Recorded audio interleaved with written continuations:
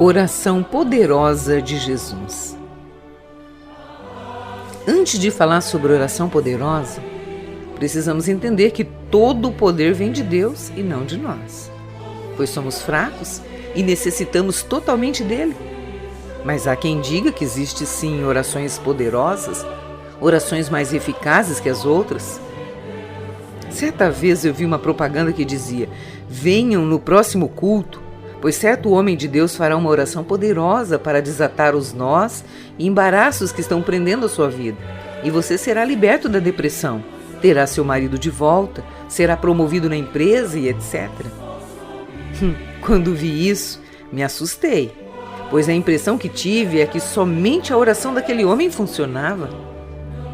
Infelizmente, muitas pessoas, por falta de conhecimento da Bíblia, acabam acreditando mais no poder do ser humano do que no poder do Deus Todo-Poderoso. E com isso nunca desenvolvem uma vida de oração particular. Ficam sempre dependendo de que outros orem por elas. Mas talvez você se pergunte: então por que algumas pessoas oram e o milagre acontece? E as minhas orações nunca dão certo?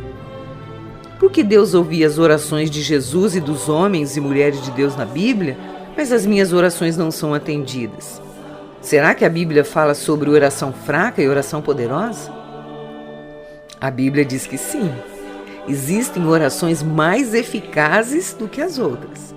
Em Tiago, capítulo 5, versículo 16, está escrito que a oração do justo pode muito em seus efeitos. Ou seja, justo é aquele que obedece à palavra de Deus. Veja o que Jesus disse: se vocês permanecerem em mim e as minhas palavras permanecerem em vocês, pedirão o que quiserem e lhes será concedido.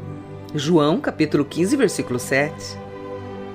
Permanecer em Jesus significa guardar as palavras dele no seu coração e praticá-las. Assim você será guiado por ele em tudo o que fizer. Com isso você poderá pedir qualquer coisa e será atendido. Não é maravilhoso?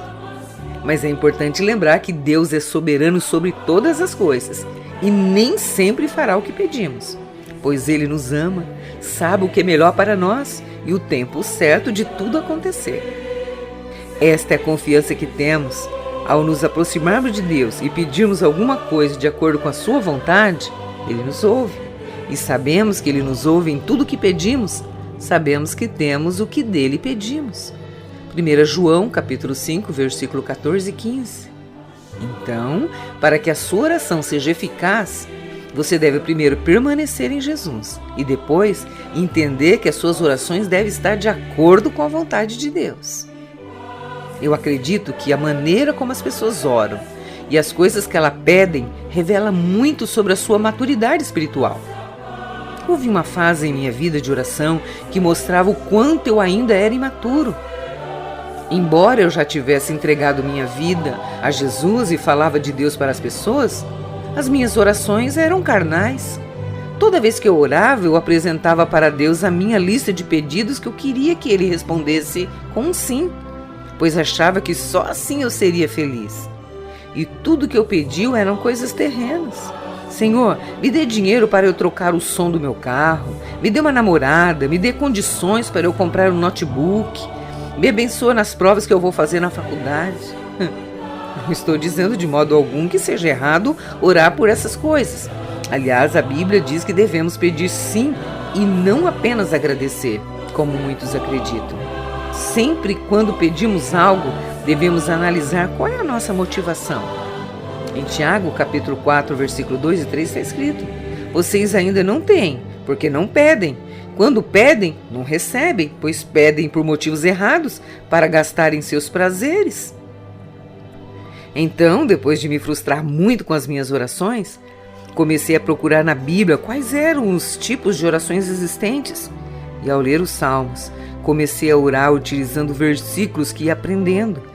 Porém, foi quando observei as orações de Jesus que descobri que não existe uma forma melhor de orar do que pedir ao Pai que, acima de tudo, tenhamos um crescimento espiritual em nossas vidas. Percebi que Jesus nunca orava para que as pessoas tivessem uma vida fácil.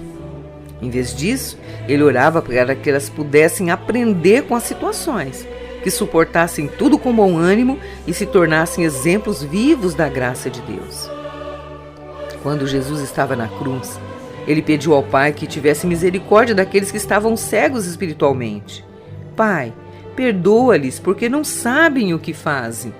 Está lá em Lucas, capítulo 23, verso 34.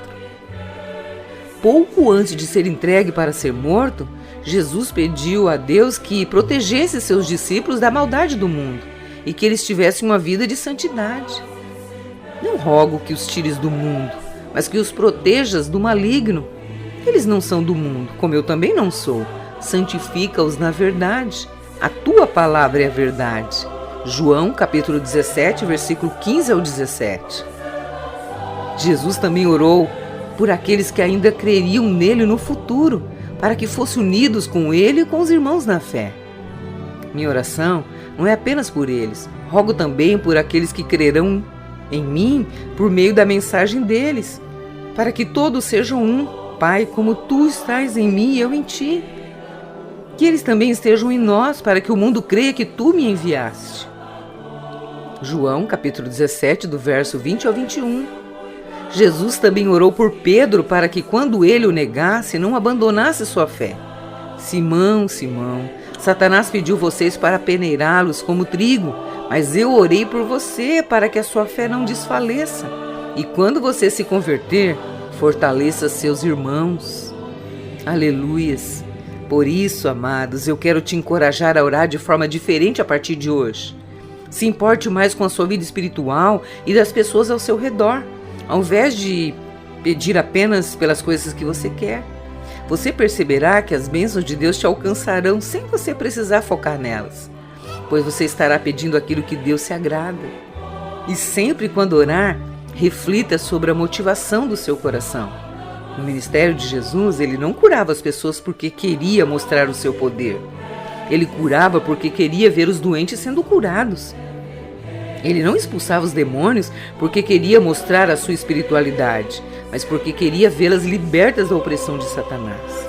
Por isso, quando suas orações forem motivadas pelo amor e o desejo de ver a glória de Deus manifestada, sua vida de oração nunca mais será a mesma.